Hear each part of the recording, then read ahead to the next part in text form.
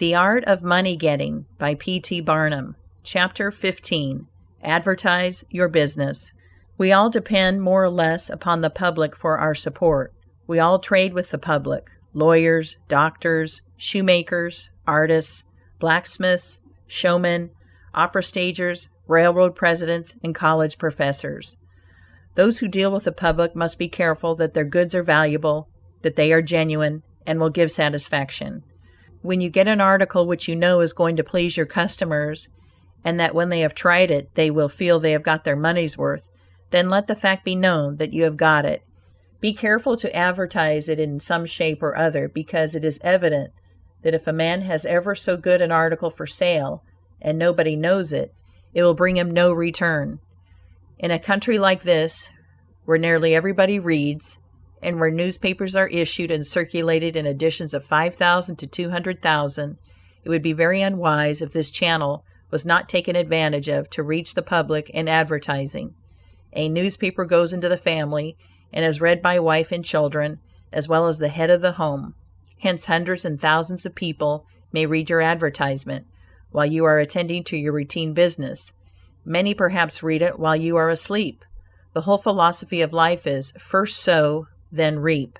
That is the way the farmer does. He plants his potatoes and corn, and sows his grain, and then goes about something else, and the time comes when he reaps.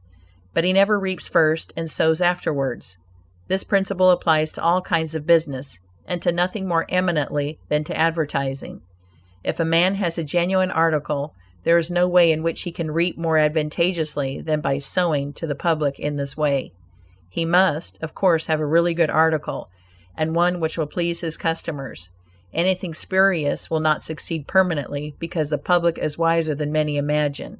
Men and women are selfish, and we all prefer purchasing where we can get the most for our money, and we try to find out where we can most surely do so. You may advertise a spurious article and induce many people to call and buy at once, but they will denounce you as an impostor and swindler, and your business will gradually die out and leave you poor. This is right. Few people can safely depend upon chance custom. You all need to have your customers return and purchase again. A man said to me, "I have tried advertising. It did not succeed. Yet I have a good article." I replied, "My friend, there may be exceptions to a general rule, but how do you advertise?" "I put it in a weekly newspaper 3 times and paid $1.50 for it," I replied. "Sir, advertising is like learning. A little is a dangerous thing." A French writer says that the reader of a newspaper does not see the first mention of an ordinary advertisement. The second insertion he sees, but does not read. The third insertion he reads. The fourth insertion he looks at the price. The fifth insertion he speaks of it to his wife. The sixth insertion he is ready to purchase, and the seventh insertion he purchases. Your object in advertising is to make the public understand what you have got to sell, and if you have not the pluck to keep advertising until you have imparted that information, all the money you have spent is lost. You are like the fellow who told the gentleman if he would give him 10 cents it would save him $1. "How can I help you so much with so small a sum?" asked the gentleman in surprise. "I started out this morning," hiccuped the fellow, "with the full determination to get drunk, and I have spent my only $1 to accomplish the object, and it has not quite done it. 10 cents worth more of whiskey would just do it, and in this manner I should save the $1 already expended." So a man who advertises at all must keep it up until the public knows who and what he is and what his business is, or else the money invested in advertising is lost.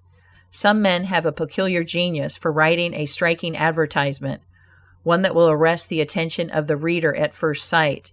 This fact, of course, gives the advertiser a great advantage. Sometimes a man makes himself popular by a unique sign or a curious display in his window. Recently I observed a swing sign extending over the sidewalk in front of a store, on which was the inscription in plain letters,